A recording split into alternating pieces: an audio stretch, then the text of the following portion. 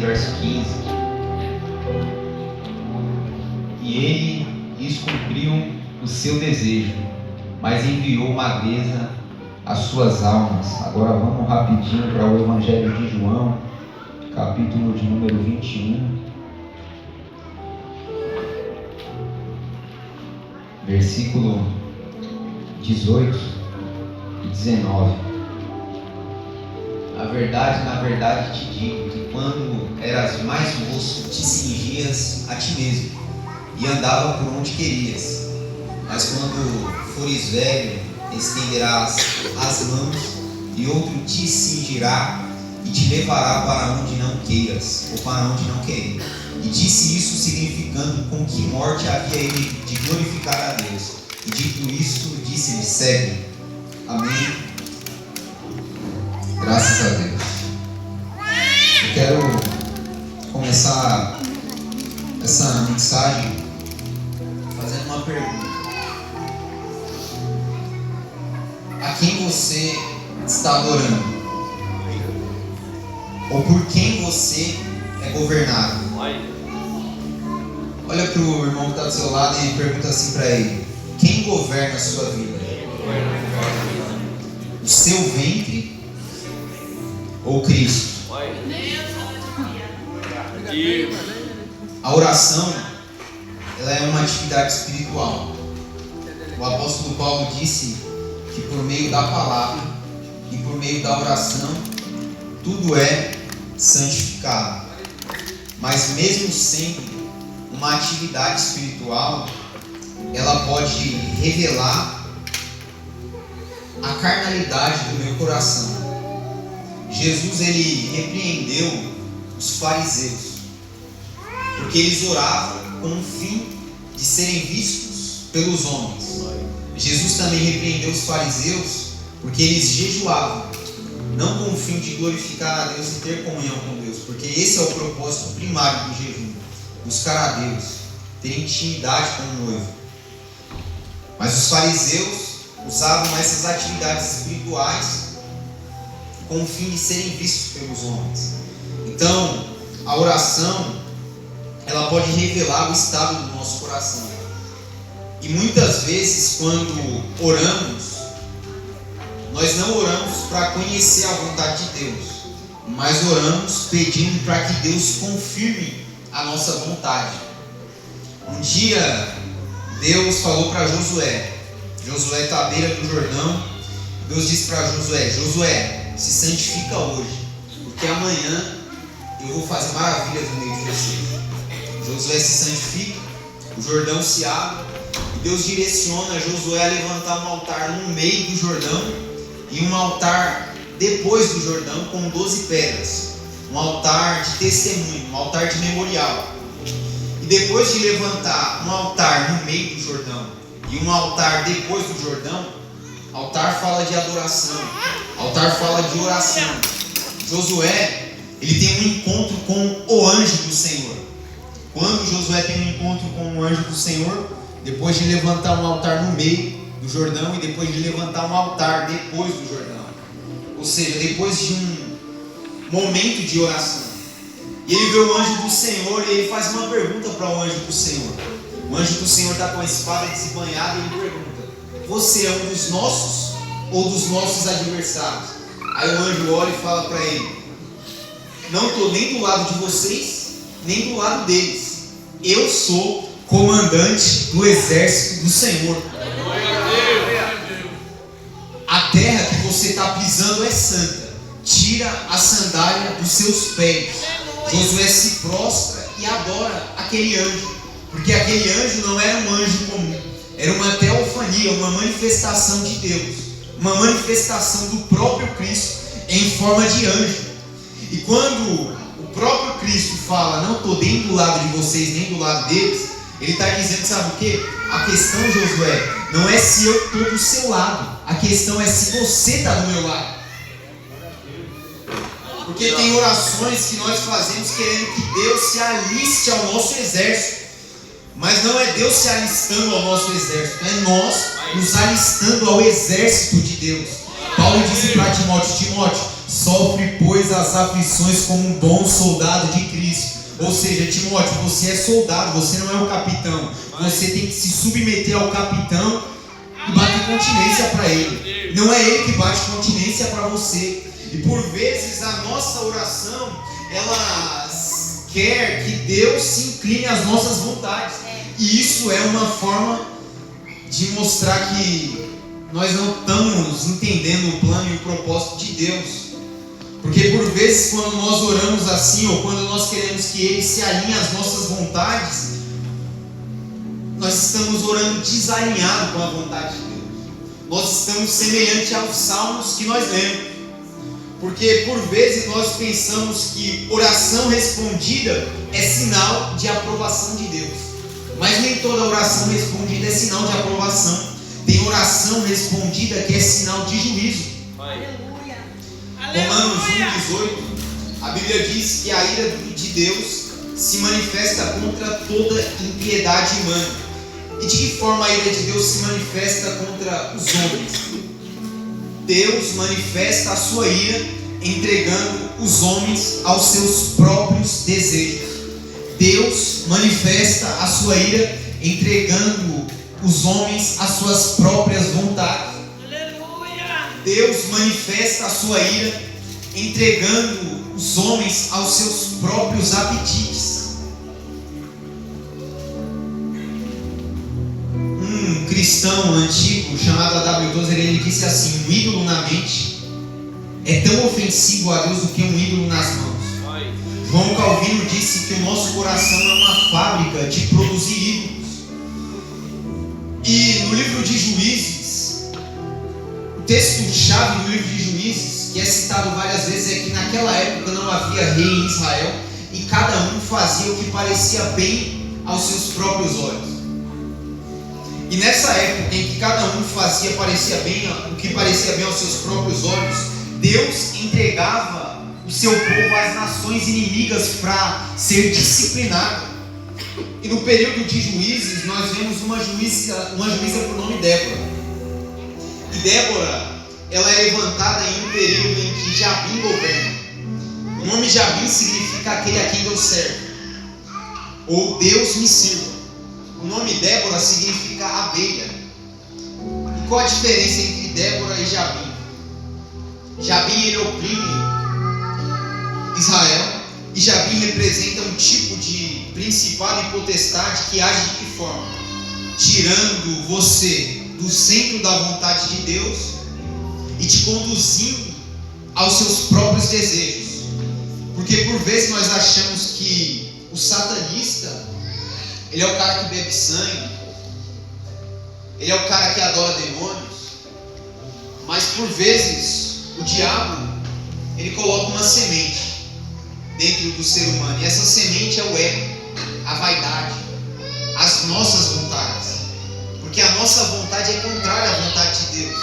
A Bíblia diz em Gênesis 3 que a árvore do conhecimento do bem e do mal era boa, agradável e desejável. Romanos 12, a Bíblia diz que nós devemos ser transformados por meio da palavra, para que experimentemos qual seja a boa, agradável e perfeita vontade de Deus. Ou seja, o diabo te tira da perfeita vontade de Deus e te leva para os seus próprios desejos. E Paulo diz que quem prega uma mensagem que te motiva a buscar os seus próprios desejos, ele não é um enviado de Deus. Ele é um obreiro fraudulento e um cão. E quem se alimenta desse tipo de mensagem está se alimentando de doutrina de demônios. É mesmo, aleluia. Porque a oração do Pai Nosso nos ensinou um princípio: venha o teu reino, seja feita a tua vontade, aqui na terra, como ela é feita no céu, e não a minha vontade. Então, no livro de Juízes, Deus entrega o povo aos seus próprios desejos, e entrega o povo em um período a Jabim, aquele a quem Deus serve. Então, quem ora buscando os seus próprios interesses e não os interesses do reino, não está debaixo do jugo de Cristo, mas está debaixo do jugo desse rei de Canaã, Jabim. Porque Jabim, ele pensa da seguinte forma: não é Deus, ou melhor, não é o homem aos pés de Deus, aos pés da cruz, é Deus se rendendo aos pés dos homens. Não é um homem servo de Deus, é Deus servo do homem.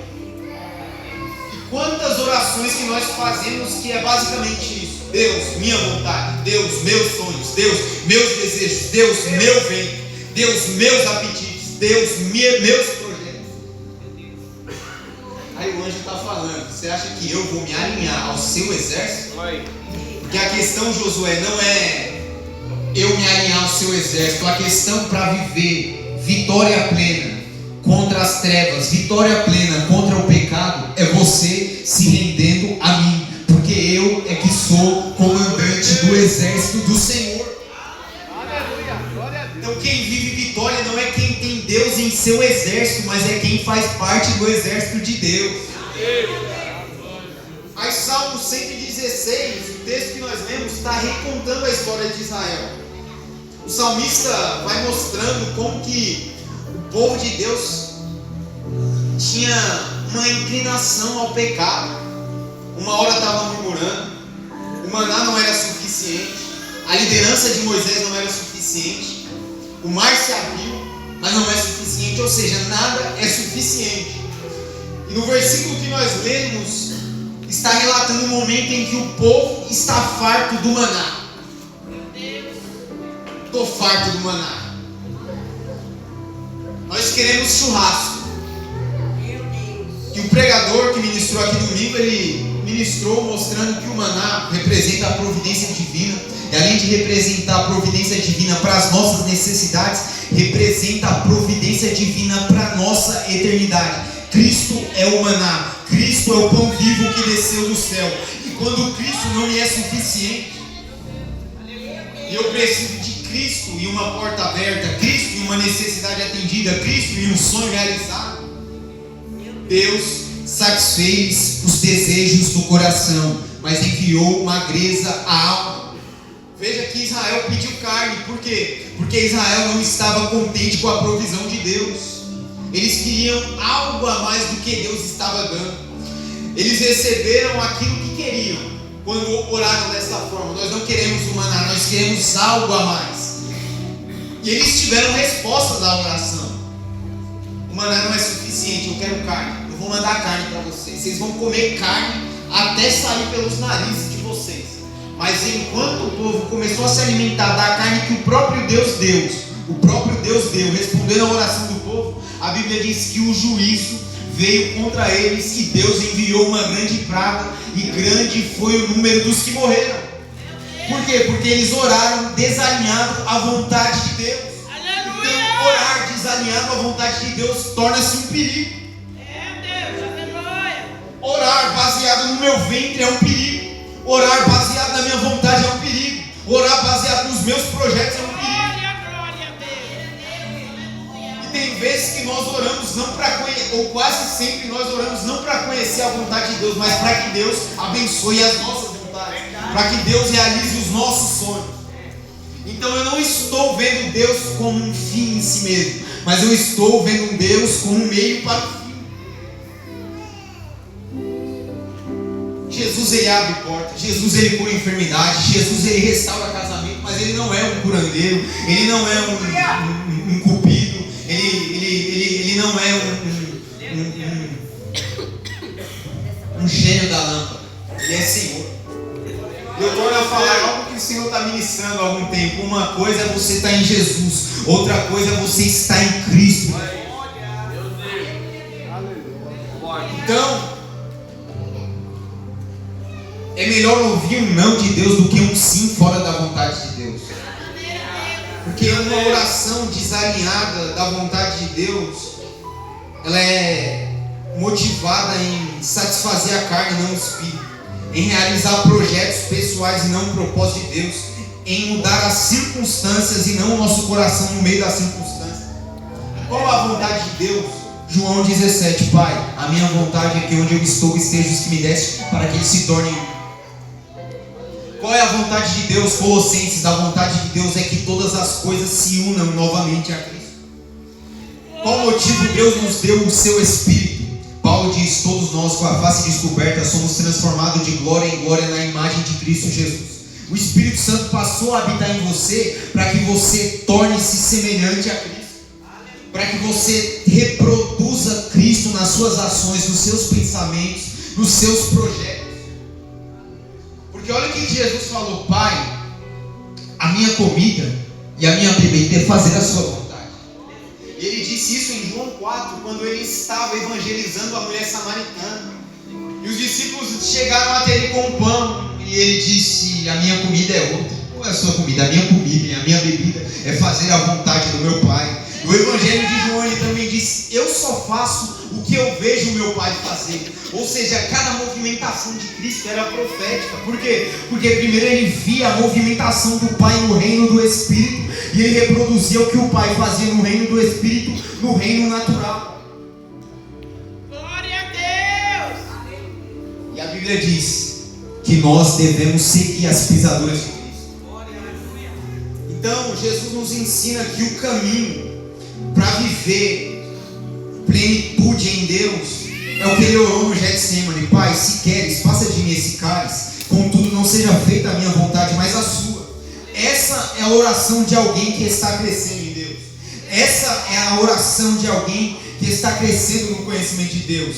Ele apresenta os desejos a Deus, mas fala: se esse não for a sua vontade, corta a minha vontade e estabeleça a sua vontade na minha vida. Porque o alvo da oração não é convencer Deus a fazer a nossa vontade, mas permitir que Ele transforme a nossa vontade até que ela esteja em harmonia com a dele. O alvo da oração não é convencer Deus a te abençoar, mas o alvo da oração é você descobrir o que Ele projetou para você. Glória a Deus. Você acredita nisso daqui? Salmo 139 diz assim: no seu livro escrevia todas essas coisas sem que nenhum dos meus dias existisse. Ou seja, antes de você nascer, Deus ele escreveu um livro sobre a sua história. E na oração eu tenho que descobrir o que está escrito nesse livro e viver o que está escrito nesse livro. Porque o que está escrito nesse livro é bom, é agradável e perfeito. Mas o diabo sempre vai tirar o perfeito e vai colocar o desejo no meio.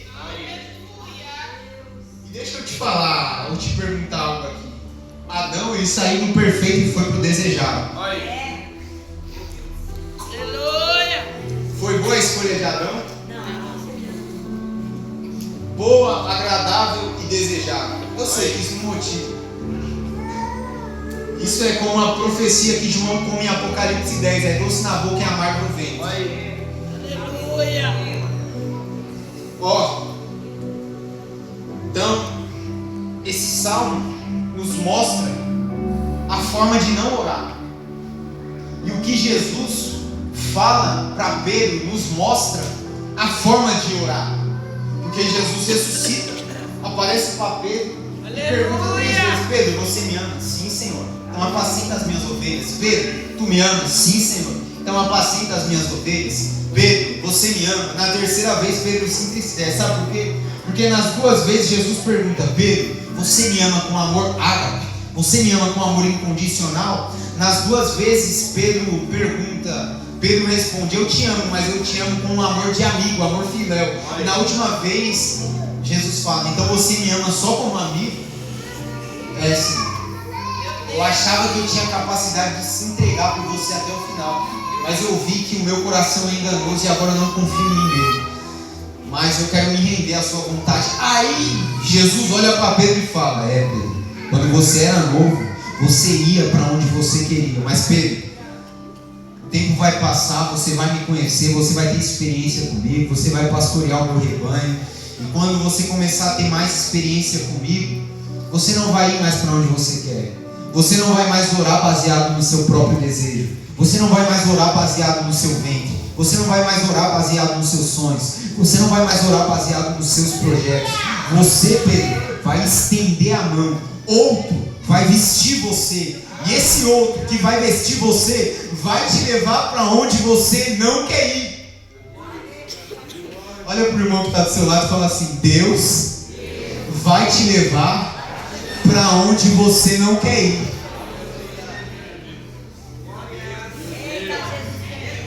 Então, se você alegrar com isso? Deus vai me levar para onde eu não quero ir.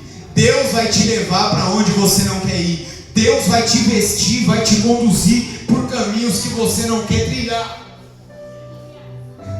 E o mais terrível é que o versículo seguinte está escrito assim: e disse isso, com que tipo de morte Pedro morreria e iria glorificar a Deus.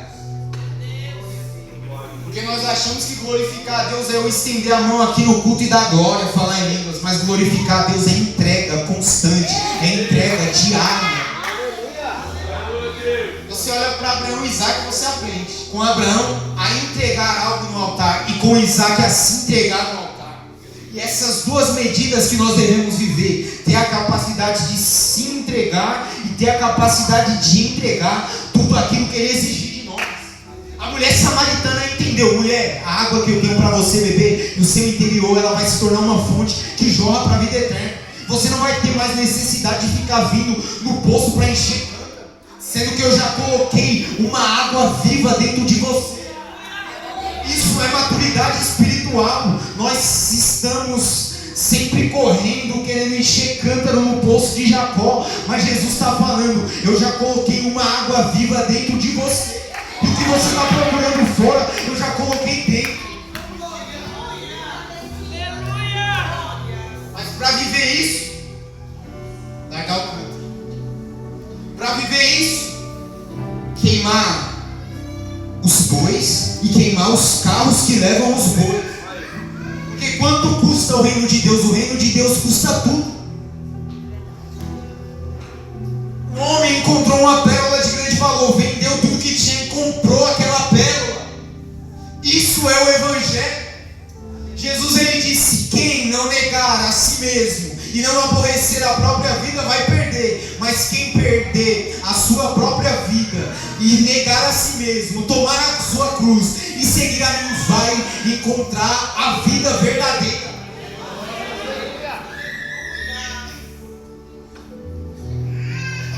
Então, em verdade te digo que quando você é moço, você vai para onde você quer, Pedro. Mas quando você começa a me conhecer, você estende a mão, eu te visto e você vai para onde você não quer ir, mas você me glorifica.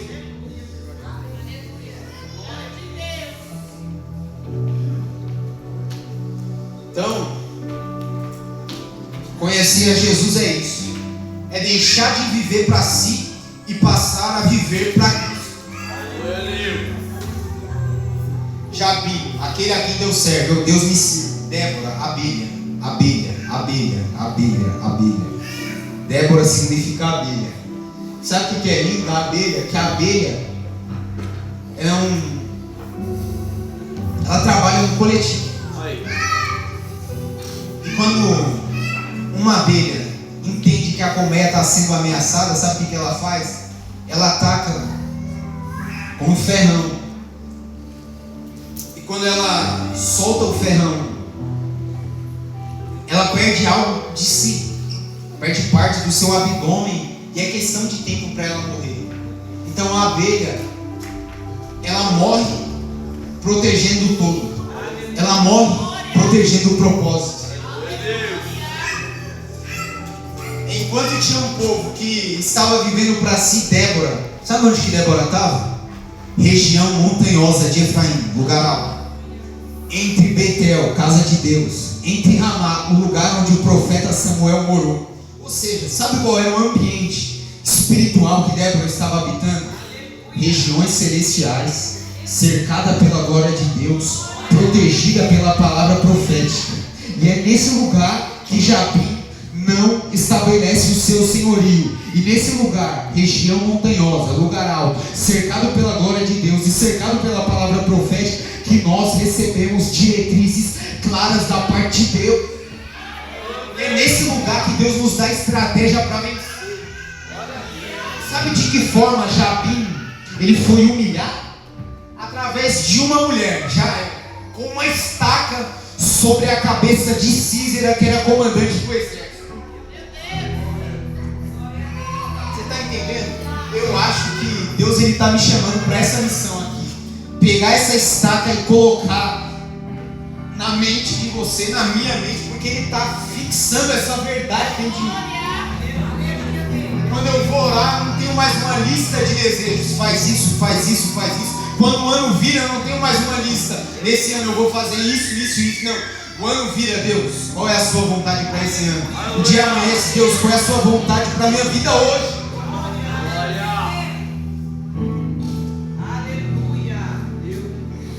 Isso não é empolgante, mas isso é perfeito aos olhos de Deus. Aleluia. Então, não é o que eu quero, mas é o que o Senhor quer. No início da nossa caminhada, nós queremos que Deus nos acompanhe nos nossos planos. Mas aí você vai andando, vai conhecendo a glória de Deus, vai se inclinando e se rendendo ao Espírito de Deus. Não é mais, Deus, me acompanha nos meus planos. Deus, eu vou te acompanhar nos seus planos. E nós precisamos entender essa verdade, porque um dia Elias recebeu um direcionamento: unge o profeta Eliseu em seu lugar. Ele lançou o manto e continuou andando. Você entendeu o que eu te fiz? Ou eu preciso ficar explicando muita coisa para você? Já entendi, não precisa falar mais nada. Eu vou queimar os carros e eu vou queimar os bois. Eu vou queimar os bois e eu vou queimar os carros que levam os bois. Não é só queimar madeira, é queimar a madeira específica. Ele podia pegar qualquer madeira velha, mas ele falou: não, eu vou pegar a madeira dos carros que levam os bois, porque eu não quero mais olhar para trás. Porque aquele que põe a mão arada e olha para trás não é apto para o rei. Ele me tirou do Egito, o meu destino é Jerusalém. E ai de mim se ficar reclamando do maná. Ai de mim se ficar reclamando do que Deus está fazendo. Então eu preciso entender isso no Espírito. Nós precisamos pegar isso no nosso Espírito. Isso é Evangelho. E tudo que não gira em torno disso não é Evangelho, é Babel. Babilônia. Porque Ele me tirou do mundo e me transicionou para Cristo. Mas agora eu tenho que prosseguir no conhecimento de Cristo. Tirou do mundo, me levou a Jesus, mas Jesus, Ele não é apenas um realizador de milagres. Jesus, Ele é Senhor. Jesus, Ele é Deus. Jesus, Ele é digno de governar a minha vida. Porque salvação não é apenas libertação do Egito, mas salvação é uma compra. Ele nos comprou com seu sangue. E agora eu não pertenço mais a mim mesmo. Agora eu pertenço a Cristo. Paulo disse: já não sou eu quem vivo, mas é Cristo que agora vive em mim. E a vida que eu agora vivo na fé, eu vivo para agradar a Ele, não a mim. Glória a Deus.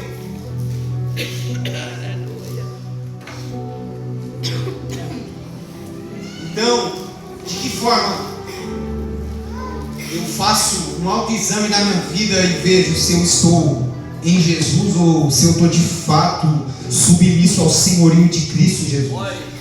Porque conhece apenas Jesus quem olha para Ele apenas como um Salvador, apenas um operador de milagres, apenas como aquele a quem resolve problemas. Se você olha para Jesus e vê Ele apenas como um Salvador, um operador de milagres, aquele que resolve problemas, aquele que multiplica pães e peixes, isso não é conhecer a salvação plenamente.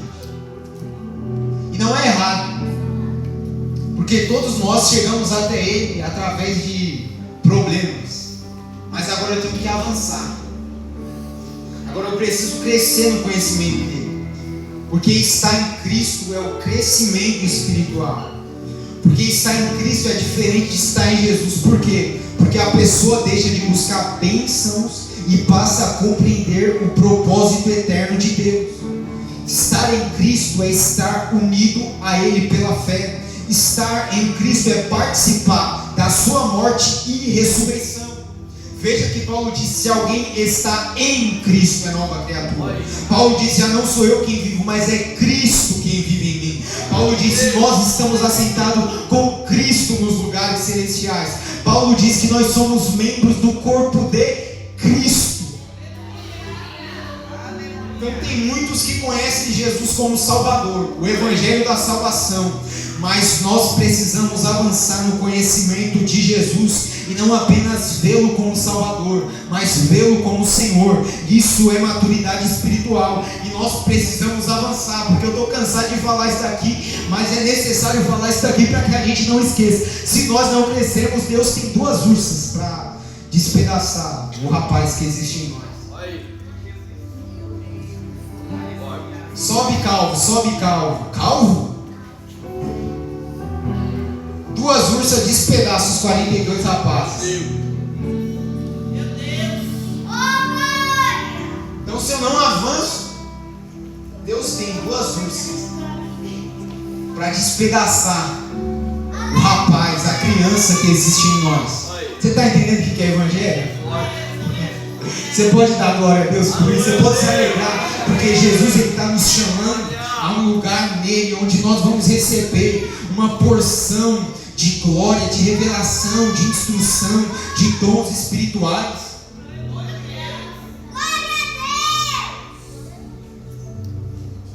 Tudo fora disso que nós estamos falando aqui é Babel. E o cativeiro de Babel ele é muito mais sutil do que o cativeiro do Egito.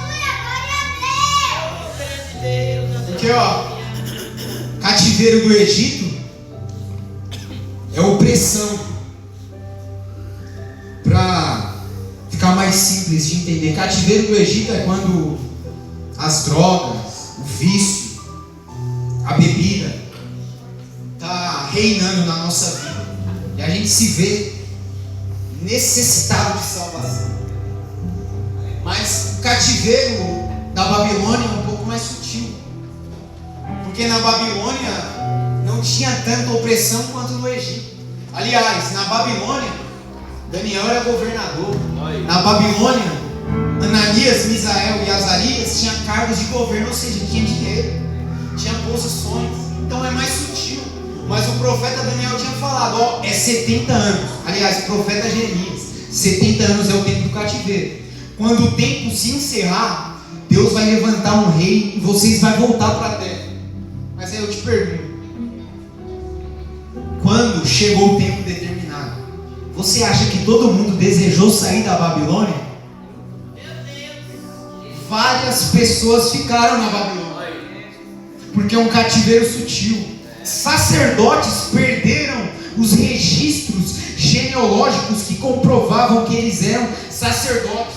E quando eles voltaram para Jerusalém, acharam que ia exercer o sacerdócio. Quem é você? Sou sacerdote. Cadê o registro? Não, então é que eu fiquei tanto tempo na Babilônia que tantas responsabilidades, tantos trabalhos, tantas coisas que eu acabei perdendo, mas eu sou sacerdote. Então, não tem nada que comprove que você é sacerdote. Então você não vai exercer o sacerdócio. Para que você entenda isso daqui. Sacerdote não é só o pastor, sacerdote não é só o ministro. Cristo, por meio da sua salvação, nos fez um reino sacerdotal. Pedro chama esse mundo de Babilônia. Aí, eu acredito que Deus está falando por meio dessa palavra, o Espírito Santo está me usando. Você ainda tem o seu registro sacerdotal? Ainda existem frutos na sua vida que mostram que de fato você nasceu de novo? Ainda existem atitudes que demonstram que Cristo habita em você?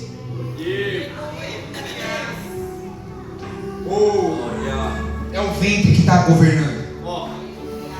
Ou é Babel que está governando? Vamos construir uma cidade, vamos construir uma torre, para que o nosso nome se torne célebre, para que o nosso nome seja famoso, para que o meu ministério seja famoso. Aleluia! É por isso que eu tomo muito cuidado. Aleluia! Quando vem alguém falando sobre engrandecer o nome, tem que tomar cuidado. Porque quem buscou glória para o próprio nome foi Nimrod e foi o povo de Babel. E terminou em ruína e confusão. Mas no capítulo seguinte, Deus chama um homem, Abraão, e começa a andar com esse homem. E esse homem não busca um nome para si, mas Deus fala, eu vou fazer o seu nome grande. Porque qualquer que a si mesmo se exaltar será humilhado, mas qualquer que a si mesmo se humilhar será exaltado. Se coloca de pé. Paulo disse assim: irmãos, sede meus imitadores e observai os que andam conforme o modelo que vocês têm em mim. Porque muitos andam entre nós, dos quais repetidas vezes eu vos dizia, e agora vos digo chorando, são inimigos da cruz de Cristo. Eles não são inimigos de Jesus, eles são inimigos do Cristo e da cruz de Cristo. Porque eles até falam de Jesus, mas eles não falam da obra do Cristo, cruz. Eles não falam do negar-se a si mesmo. Eles falam de um certo Jesus que te pega lá embaixo e faz o seu nome se tornar grande e resume o evangelho a isso. Mas eu vos digo, com lágrima nos olhos, eles são inimigos da cruz de Cristo. Eles são cães devoradores. E se vocês estão se alimentando disso, vocês estão se alimentando de doutrina de demônio. Vocês estão se alimentando de doutrina de Babel. Aleluia. Paulo diz: o Deus deles é o ventre. Ou seja, ele está mostrando que esse tipo de pessoa é governada pelos próprios desejos. Porque o ventre representa os apetites, o ventre representa as vontades, o ventre representa os impulsos. E quem é guiado pelo ventre transforma os seus desejos em um Deus. Então as suas orações deixam de buscar a vontade do Pai e passam a exigir que Deus satisfaça os seus apetites. Foi exatamente isso que aconteceu com Israel. O ventre pediu carne, quero churrasco, Deus. Deus concedeu o pedido, enviou carne, mas enviou magreza à alma. O povo perdeu comunhão com Deus. Então quando o ventre governa a nossa vida, a alma adoece. Quando o ventre governa a sua oração, você vai adoecer. Mas ó, o Senhor está falando. Por um tempo Pedro viveu isso, sendo governado pelo ventre. Vou para onde eu quero, faço o que eu quero. Mas há só duas maneiras de viver. Ou você é guiado pelo ventre, ou você é guiado pelo Espírito de Deus. E o Senhor está perguntando: quem é que governa a sua vida? É o meu Espírito? É a minha palavra? Ou é os seus desejos? Aleluia, Deus. E onde que o Senhor Ele nos leva a esse lugar? O Senhor falou muito comigo ontem. Feche os seus olhos e comece a orar pedindo para que Deus estabeleça a vontade dele sobre a sua vida. Porque ontem eu estava orando, falando com Deus, e o Senhor começou a falar sobre Getsemane comigo. Getsemane, Getsemane, Getsemane, Getsemane, Getsemane. Getsemane significa presa. Getsemane era o lugar onde as azeitonas eram esmagadas para produzir o azeite. E o Getsemane, ele vem antes da cruz. E é no Getsemane que Jesus ele entra em um dos conflitos mais terríveis da sua vida. A sua vontade e o plano eterno de Deus. E a Bíblia diz que a luta foi tão intensa que o suor de Jesus tornou-se em gotas de sangue. E antes da oração ele disse: a minha alma está perturbada. Deixa eu falar que tem coisas que Deus fala conosco que gera perturbação. Deus fala algumas palavras, é perturbação. Porque tem vezes que nós estamos confortados quando nós deveríamos estar confrontados pela palavra de Deus. Jesus ele disse: a quem compararei a essa geração? É semelhante a meninos. Tocamos música de alegria, mas ninguém se alegra. Tocamos músicas de tristeza, mas ninguém chora. Ou seja, há uma desconexão, há uma falta de sintonia entre o que o céu está falando e o que o povo está pedindo. E enquanto Ana orava a sua vontade, o ventre não se abriu. Enquanto você orar a sua vontade, o ventre espiritual não vai se abrir. Enquanto você não dizer: Pai, a minha vontade é essa, mas Deus,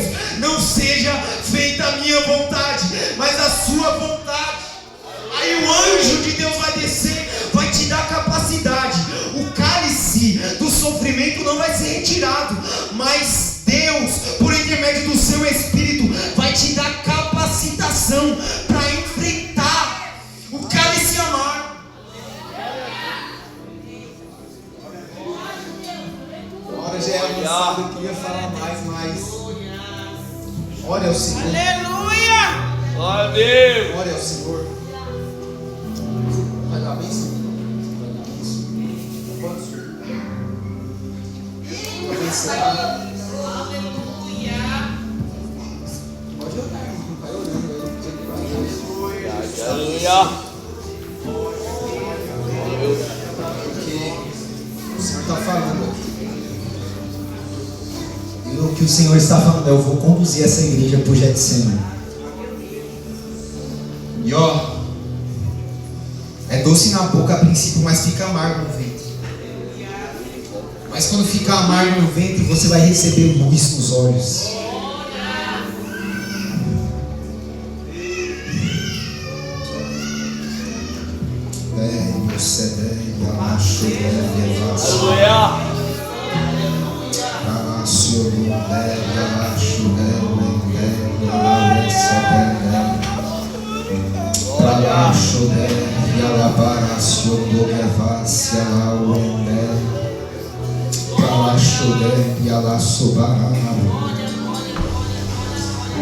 Cristo está dizendo: estenda as mãos, Pedro.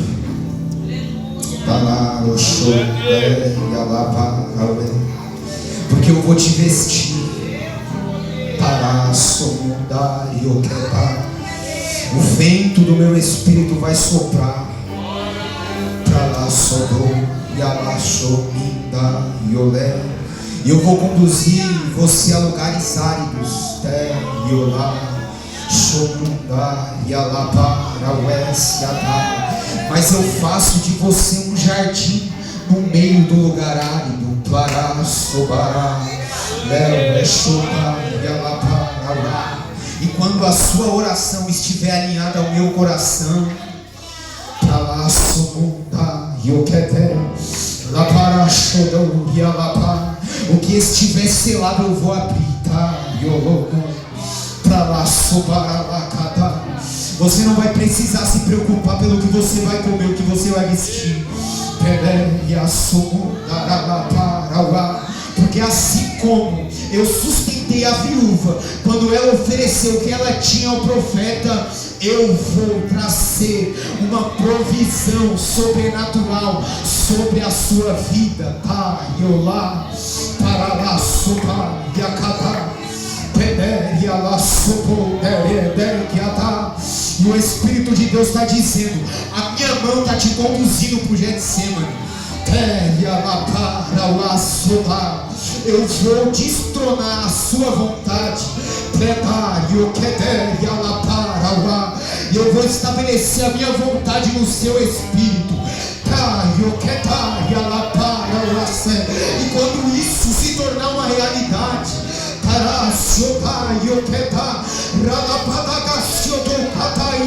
o vento do meu espírito vai soprar. A minha unção vai se manifestar. A minha glória vai tornar-se uma realidade constante na sua vida.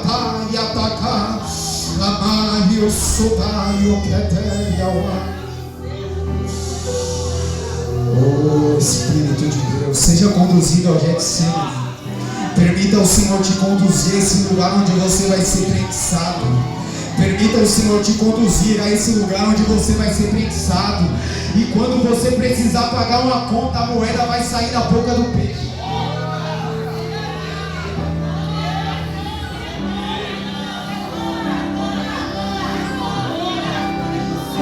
Porque a unção ela não vem onde o ego governa.